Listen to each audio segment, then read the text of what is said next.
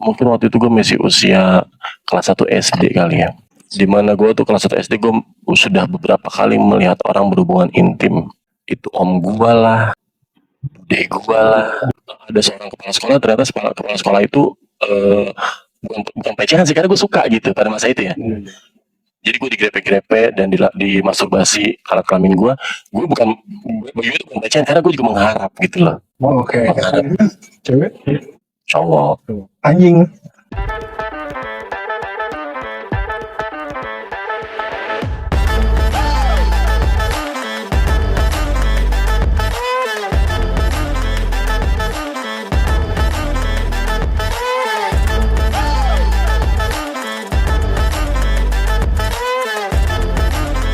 Selamat malam sahabat noise, kembali lagi di malam minggu podcast bukan artis. Tema malam hari ini adalah penyesalan dalam hidup. Apakah penyesalan itu kita obati atau memang penyesalan itu tidak bisa kita sembuhkan atau kita obati? Kalau menurut gue pribadi, kalau penyesalan itu bisa diobati atau tidaknya, kemungkinan besar bisa. Beberapa ya, gue pernah baca sesuatu yang hilang yang kita sesali itu nggak akan bisa terulang lagi, dan kita tidak akan bisa lupa, tapi kita bisa bertemu dengan hal itu. Ya, berarti secara otomatis bisa menyembuhkan dong. Kalau melupakan, gue masih bisa masih bisa satu pemikiran lah. Melupakan sama menyembuhkan sesuatu hal yang sama loh. Banyak orang. Iya kan? Orang yang lupa udah pasti sembuh, orang yang sembuh udah pasti lupa. Dalam hal percintaan, ketika lu melupakan mantan, lu di situ udah sakit lu yang udah tersakiti oleh mantan lu. Sembuh kan? Sembuh kan? Ya, sembuh, tapi kita nggak lupa. Iya. Berarti kita sembuh dong. Tapi kita bisa berdamai. Nah, kalau dalam konteks berdamai, oke, itu masuk. Ya. Tapi kalau dalam konteks kan tadi pertanyaan lu kembali lagi, bisa menyembuhkan atau tidak? Iya. Dan tadi lu jawab bisa sembuh, tapi tidak bisa melupakan. Nah, itu dia. Saya mau bayangin dalam hidup nih. Cerita hidupnya banyak loh. Siapa? Ya, kesedihan hidupnya banyak tuh si Ronin. Bang Ronin, jangan nggak lemas Ronin. Cerita. Mau cerita nih. Mau cerita apa ya? Penyesalan lu bang dalam hidup lu sampai lu gede sekarang, sampai lu bisa begini. Kalau gue sih gak ada hubungan sama orang tua ya, karena memang dari awal gue usia udah SMP gue mau di luar kota. Kecil bang. punya lu gedein Bang kecil. Mas, Apakah terdengar? Mas mau aku pinjamin toa masjid nggak biar gede? Nah, ini Udah kedengaran belum? ini nih udah mulai tegang nih. Oke, jadi kan kalau masalah keluarga sih gue nggak ada yang penyesalan ya, walaupun gue itu anak pertama dari 3 bersaudara, karena memang dari awal itu gue emang sekolahnya udah di luar kota gitu kan, nggak ada penyesalan. Tapi ada satu hal yang sebenarnya itu ibaratnya kayak sebuah pas ada titiknya. Nah, gue ada di situ. Jadi memang pastikan dulu bahwa manusia itu pada dasarnya tidak ada yang sempurna. Kita ambil di garis bawah itu dulu, nggak ada yang sempurna. Setiap orang itu pasti punya masalah masing-masing. Ya, dan itu kita nggak perlu kita menerima kalau itu emang ada. Penyesalan terbesar gue adalah, gue mau ngomong tapi rada-rada gitu kan ya. Berat kan? Iya, Mana aku juga lagi mabuk santai, tenang, los. Asik. Ya, jadi gue tuh dulu sempat salah jalan ya, salah jalan dalam tanda kutip itu gue orang yang mungkin berdosa banget, iya. Dan sampai gue dalam tahap mau kena penyakit menular seksual, pernah kena gue. Ya. Dan dari situ itu kejadiannya sekitar 7 tahun yang lalu. Gue takut jelas. Gue hilang akal jelas. Terus bahkan gue sampai sempet demam kan gara-gara mikirin, oh ternyata kok kenapa gue bisa kena. Padahal jawabannya ada diri sendiri ya, karena gue melakukan hal-hal seperti itu. Akhirnya gue berpikir positifnya gini, oh mungkin emang Tuhan ngasih gue jalan kayak gini biar gue tuh tobat, biar lu tuh udah gitu, makanya dikasih jalan seperti itu. Dari situ ya udah, gue dengan struggle-nya berobat atas penyakit itu gitu. Selesai, ya udah, setelah selesai gue pengen berubah dan akhirnya gue menikah ya. Jadi gue menikah itu memang sudah siap dari segi dana, dari segi mental dan seterusnya, dan gue akan berhenti melakukan hal-hal tersebut lagi gitu ya. Nah, itu menjadi penyesalan gue. Dan kenapa? Jadi kenapa gue mengetahui hal-hal yang sebenarnya nggak boleh diketahui oleh anak seumuran, mungkin waktu itu gue masih usia kelas 1 SD kali ya. Dimana gue tuh kelas 1 SD gue sudah beberapa kali melihat orang berhubungan intim.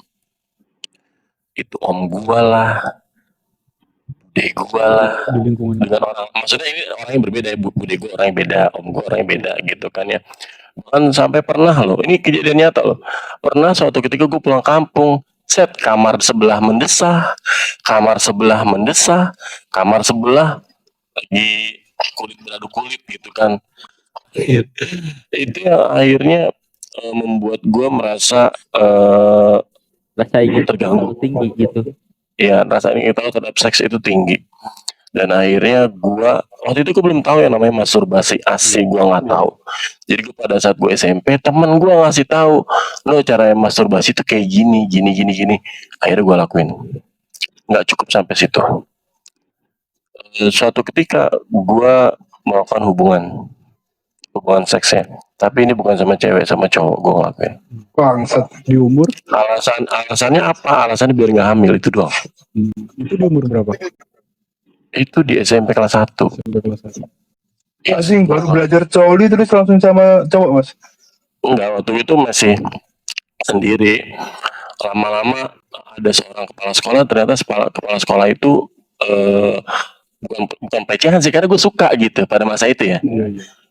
Jadi gue digrepe-grepe dan di masturbasi alat kelamin gue bagi gue itu bukan pelecehan, karena gue juga mengharap gitu loh. Oke. Mengharap Cewek?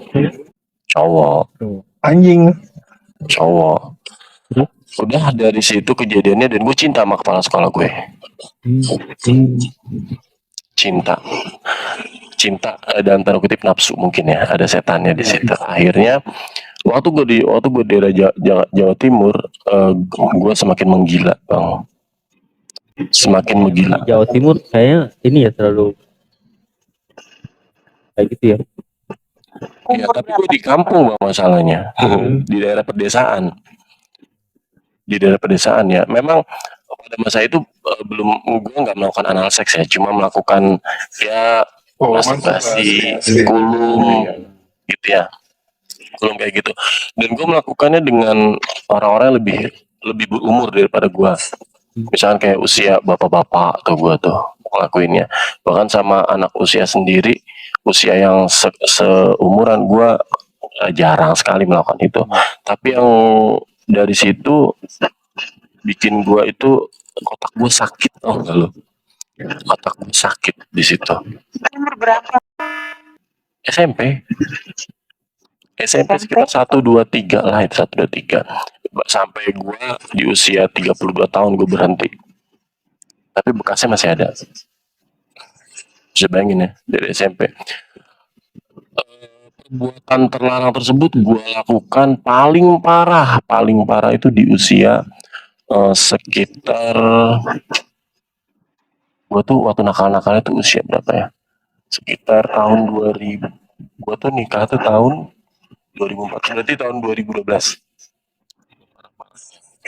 Jadi gue nakal, gue ingin mencoba hal yang lebih gitu.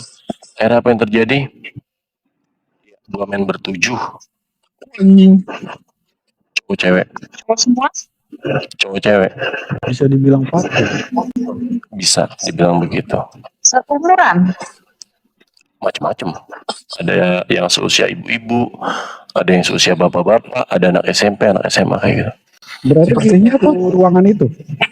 Iya, Iya. Sebentar, itu di Jawa Timur mas? itu di Jakarta gua. Oh di Jakarta. Jadi rumah gue di Jakarta ini ya. Oh, udah pindah. Berapa? Pindah. Udah pindah. Akhirnya dari situ gue melakukan karena gue membutuhkan seks pada masa itu. Sampai akhirnya gue kena penyakit itu deh, sampai kena penyakit itu. Akhirnya ya sudah berhenti gue. Gue berhenti. Gue pengen menikah, gue pengen memperbaiki hidup gue gitu. Akhirnya gue sama temen gue itu, gue punya temen dia pelacur loh, Mam. Sampai sekarang kita masih berhubungan baik ya. Masih berhubungan baik, dan ya untungnya dia nggak kena penyakit menular seksual ya. Karena klien-klien dia tuh selalu suruh pakai kondom kayak gitu-gitu. Ya, akhirnya Mohon maaf dipotong. Abang berhubungan baik sama temen yang sekarang tidak ada. melakukan juga. Intinya masa lalu itu udah kelar. Masa lalu itu udah kelar. Gua udah, walaupun sampai detik ini masih terbesit-besit bang, terbesit gitu ya. Wajar ya, namanya kan bertahun-tahun gitu kan begitu. Nah, permasalahannya terjadi setelah gua menikah anak kedua. Jadi istri gua nggak tahu masalah ini, tapi istri gua merasakan. Lu tahu setelah gua menikah apa yang terjadi? Gua bosan terhadap seks. Anjing. Iya bang, Kok bisa mas? ngaruh banget. Apakah Di saat- itu apakah itu sudah nggak dapat kepuasan dari seorang cewek atau kepuasanmu malah ke cowok? Bukan keduanya. Jadi gua tuh melakukan hubungan seks tuh paling sebulan 2 kali, kadang sekali. Wajar nggak sih itu mbak? Kena penyakit itu sembuh nggak Bang Hendro? Sembuh. Karena bukan Emang bisa penyakit sembuh? HIV bukan ya. Kalau HIV kan nggak bisa sembuh. Akhirnya ya dampaknya sekarang ya. Mungkin di saat gua masih remaja, gua sudah mengetahui hubungan seksual sampai gua di usia berapa. Karena pada masa itu gua melakukan hubungan seksual yang penting gua senang, yang penting gak hamil kayak gitu. Jadi gua melakukan sama cewek sama cowok, dan ya gue cuma pengen rasa penasaran aja. Akhirnya apa, gue mengakui gue minta maaf banget sama istri gue, tapi gue nggak berani ngomongnya. Istri gue Nggak sekarang apa-apa, merasakan bisa dampaknya dan edukasi loh. Gue jadi Kenapa? pengen mengedukasi anak-anak gue nanti, edukasi dini. Iya. Oh, pasti Edukasi itu penting mbak. secara dini. Penting. Itu penting. Harus itu. Narko ya udah, juga. akhirnya ya sekarang itu ya kejadiannya gini, gue jadi maaf ya malas berhubungan seks. Masturbasi kagak, kalau berhubungan seks ya justru gue mungkin lebih jago daripada istri gue. Istri gue kalau masalah berhubungan seks gue treat dengan baik.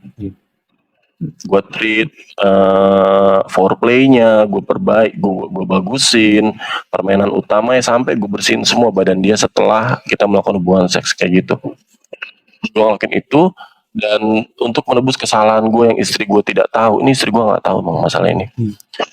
Gue melayani istri gue dengan 100% kasih sayang gue. Jadi gue tuh kalau di rumah gue yang masak, gue yang ngepel, gue yang nyuci, gue yang beres rumah, gue yang jagain anak, gue yang ngurusin anak dari dia bangun tidur sampai tidur lagi kayak gitu. Itu sebagai apa ya, gue merasa gue harus menebus kesalahan gue dengan cara seperti ini, karena gue mengingat banget dosa gue yang lalu itu. Aduh, gue kayaknya susah deh pokoknya. Ya semoga sih hal-hal kayak gini jadi pembelajaran ya. Tolong buat para bapak-bapak, ibu-ibu, tolong, ini mungkin ada yang sudah menikah di sini, apabila melakukan hubungan seksual setidaknya tidak di depan anak. atau dalam kondisi pastikan aman ya. Iya. Pastikan aman seperti itu. Karena kita nggak tahu, karena gue tuh terkena dampak dari para bapak-bapak dan para ibu-ibu, para om-om yang gue lihat sedang melakukan hubungan seks. Bayangin lu anak kecil, lu melihat alat kelamin laki-laki dan lu nggak ngerti, om gue itu ngedesah kenapa sih gitu kan? Gue nanya anak kecil ya bro, anak belum sekolah ngelihat orang gitu-gitu, orang kan bingung ya, bener gak sih? Benar, karena Apa-apa. itu rasa ingin tahunya masih gede. Iya, terus ini sebenarnya tante gue lagi disakitin apa gimana? Asli bang, pada masa kecil gue melihat seorang wanita di bawah dengan seorang laki-laki di atas sedang naik turun gitu, gue nggak ngerti, mereka mendesah, pikiran gue, aduh jangan-jangan tante gue mau di itu gimana? Gitu. Tapi kok diem, tapi kok diem aja. Tapi kok gue ngeliat ada alat kelamin kayak batangan, kalian main anak kecil ya bang, Iya. ngeliatnya cuma batangan masuk ke dalam badannya si perempuan, yang gue lihat kayak gitu sebagai anak kecil. Rasa penasaran itu terus tergali dan akhirnya sampai sekarang gue seperti ini.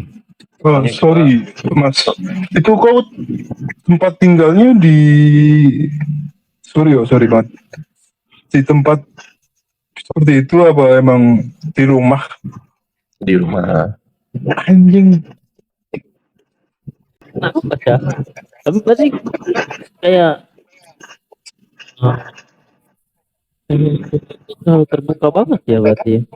Enggak, ini bukan di rumah gue kejadiannya ya, Oh, di rumah om gue. lu nginep. Jadi kadang-kadang, iya kadang waktu itu gue sering nginep di rumah dia, Ada bahkan ada rumah yang sempit, ada rumah yang ya agak kedap suara gitu kali ya.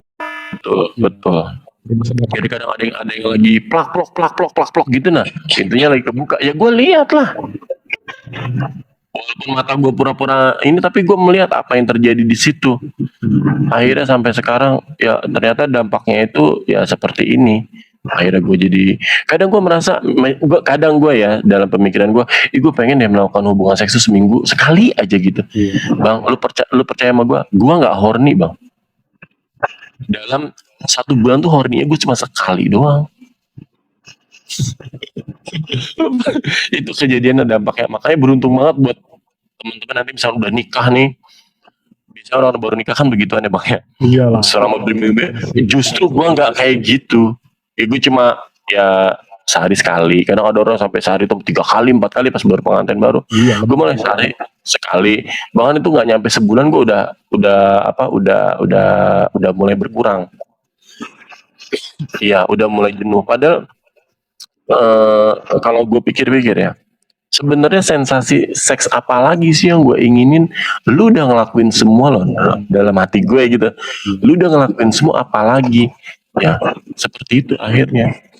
Dan ternyata ini ada, dan ini gue nggak pernah cerita ke psikologi, nggak pernah. Tapi gue merasa itu tidak baik dan itu berdampak sama diri gue. Mohon maaf, lu umur berapa bang? Sekarang lu umur berapa? 38. anak lu umur berapa sekarang? Yang paling gede sih SD kelas 1. 38. Karena gue emang 38 itu faktor kedua lagi kan. Nyaris. Ya, ya justru ya itu terbalik buat gue, makanya gue kasihan banget sama istri gue sebenarnya. biasanya kalau kayak kita, kalau menurut ini ya, masa puncaknya dari umur 17 sampai umur 25 tuh kita Nah, itu normalnya itu. manusia normalnya. Cuman kan kembali lagi ke background masa lalunya seperti itu. Rick, Mbak Vina semua, sorry ya, thank you, aku tinggal dulu. Oke, Syah. Oke, Bang. Thank you. Thank you, Syah, ya udah jadi cerita, Syah. Thank you. Ya, saya Yo, thank you. Tapi bang, dengan masa lu yang kelam, katakanlah kelam, lu punya istri, ada nggak kayak, kadang ada beberapa ya, kayak temen gue juga pernah cerita, namanya kayak dia pernah tibanya melakukan seks di luar nikah. Setelah pernikahan dia memang mengaku kurang bergairah, masih bergairah dalam kayak selingkuh atau apa kayak gitu. Dia lebih bergairah kayak selingkuh atau apa kayak gitu dibanding dia menggauli dia sendiri kayak gitu. Lu pernikahan awal lu kayak gitu nggak bang? Gak kepikiran untuk selingkuh sama sekali bang. Nggak, bukan selingkuh, maksudnya bahwa zina itu lebih enak lah, yang belum halal itu lebih lebih nikmat dibanding yang halal. Ya, karena Nah, jadi- gue udah nikah ya, jadi gue nggak bisa ngebandingin itu. Gue udah nikah dan gue udah nggak pernah begituan lagi, jadi gue bingung, nggak pernah ngebandingin. Memang saat ini ada seorang pengacara yang suka sama gue dan dia laki-laki, tapi gue nggak pernah menemui dia dan nggak akan mau nemuin dia. Rem guanya, rem, jangan ketemu ah. Walaupun ya ternyata memang orang gay itu nggak mesti menikah bang. Oh, Maksudnya orang gay itu nggak mesti yang lu terlihat dia laki-laki perkasa, nggak, karena yang hampir semua yang pernah gue lakukan hubungan intim dengan mereka adalah laki-laki perkasa. Laki-laki perkasa yang lu lihat di rumah ya biasa, seorang bapak gagah perkasa gitu, tapi dia punya sisi lain ya itu bukan kayak lu melambai. Enggak, karena gue sendiri nggak melambai, itu makanya ya gimana ya itu kenyataannya seperti itu. Mungkin kalau ada yang lihat orang masalah LGBTQ ya, lagi menggalakkan banget, biar lu tuh jangan LGBT. Emang sebenarnya jangan LGBT bang, merugikan karena dari segi penyakitnya juga penyakitnya juga bahaya ya kan. Iya. Karena sebenarnya penyakit HIV/AIDS itu lu kata masih ada. nggak jadi gue raut. Gue kaget. Kirain gue lihat lu. hantu mana ini kok? Aku mau pamit ke sebelah ya. Ternyata pembahasan horor nggak enak. Oh malam minggu. Pamit lah, gue pamit Iya. ya. Oh, Pina nggak pamit? Kok pamit? Iya, Kamu kita ketemu di TikTok aja ya. Oke. Oke siap, nanti aku DM. kamu belum follow IG ku anjing. Karena setahu ya penyakit HIV/AIDS. Enggak, masih sepi nih kayaknya. Nah, serius sih yuk. Oh iya. Karena penyakit HIV/AIDS itu lebih gampang tertular ketika kita berhubungan sama cowok atau sesama jenis. Iya betul, Itu lebih gampang tertular itu betul. dan Sama jenis. gampang banget ketika kita tertular penyakit HIV/AIDS ketika berhubungan sesama jenis. Ya, ini menurut pengalaman gua, ya caranya orang biar nggak kena HIV ya oral seks, melakukan oral seks gitu. Iya.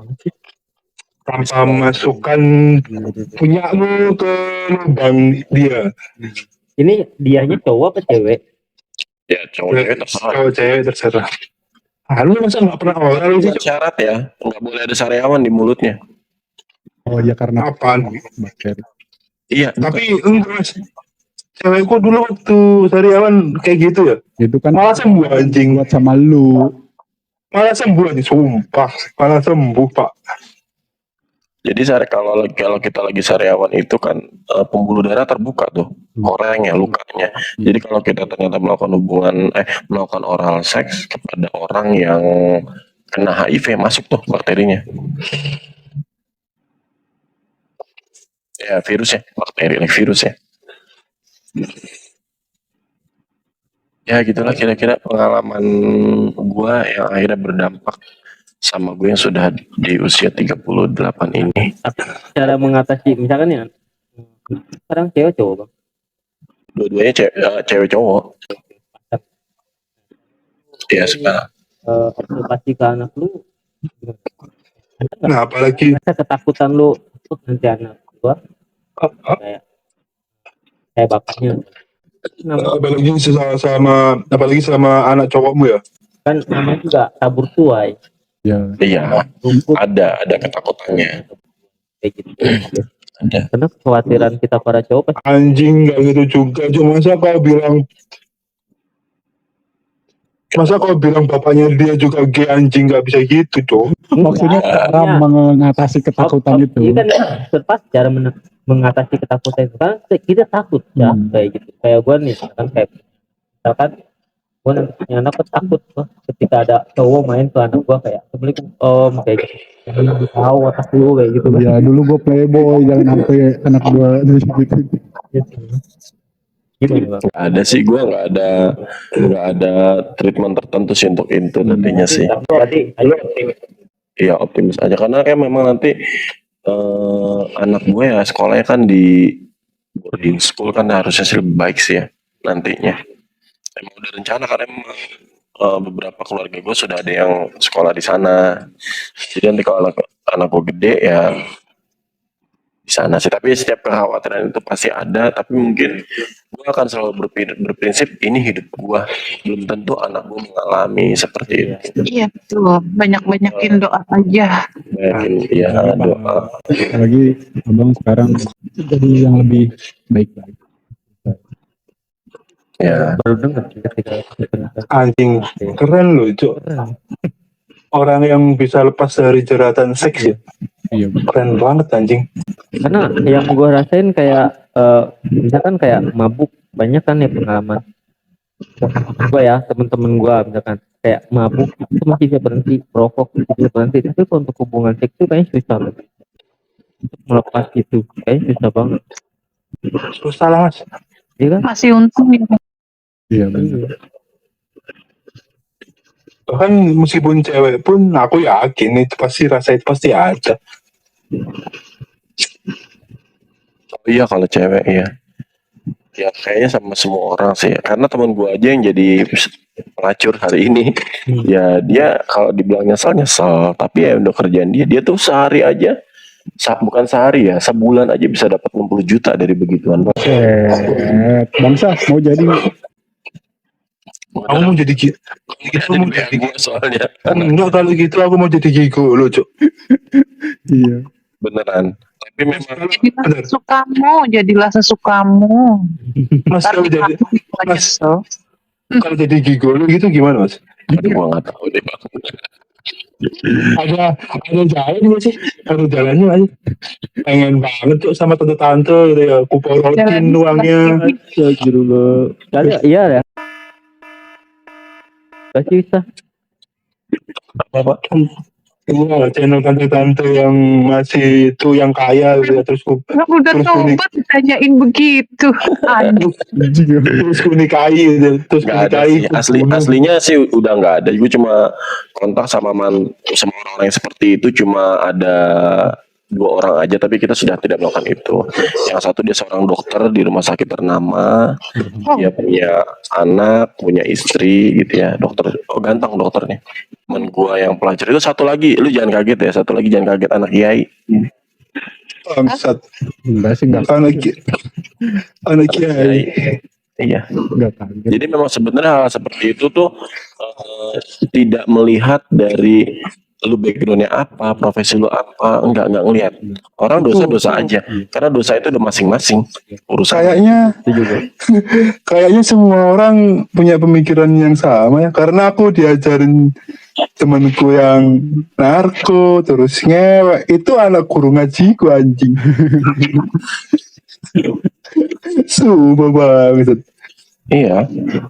Nye, Kenapa? lu pernah ngomong sama anak lu gini, anak-anak, kalian tuh sebenarnya keturunan dari pahlawan ini, gitulah pokoknya. Kalian itu keturunan orang kayak gini loh, makanya nanti kalian kalau bikin salah, jangan sampai bikin kesalahan yang fatal. Malu sama keluarga, aku bilang gitu. Kira-kira bakal nggak ya? Kayaknya kalau anak kecil itu harus diulang-ulang deh, nggak cukup sekali. Diulang-ulang. Iya, jadi sekarang ngomong, nanti di usia berapa ngomong lagi, di usia berapa ngomong lagi, biar terekam. Ya, tapi jadikan orang tua gue gini sih kayak misalnya kayak gini bukan gue kayak bilang waktu awal gue umur ya kayak lu boleh gini gitu kan tapi gue cuma pesen 2 kayak gitu lu jangan mencuri sama ngambilin anak orang kayak gitu ketika lu ngambil anak orang gue nggak akan keluar duit sepeser juga kayak gitu dan lu tanggung jawab atas perbuatan sendiri kayak gitu tapi Anjing sama deh. ketika lu mabuk lu mati lu tinggal kubur. Ketika lu juga gak punya duit ya gue gak bakal ngasih duit. Bokap gue udah bilang kayak gitu sih, makanya kayak gue ada rasa ketakutan kayak apa gunting anak orang tuh gue sampai ketakutan kayak anjir minta uang berapa kayak gitu kan. Ya nanti bokap gue nggak keluar duit kayak pun, jadi rasa-rasa ketakutan itu yang men-trigger gue kayak oh nggak mau kayak gitu.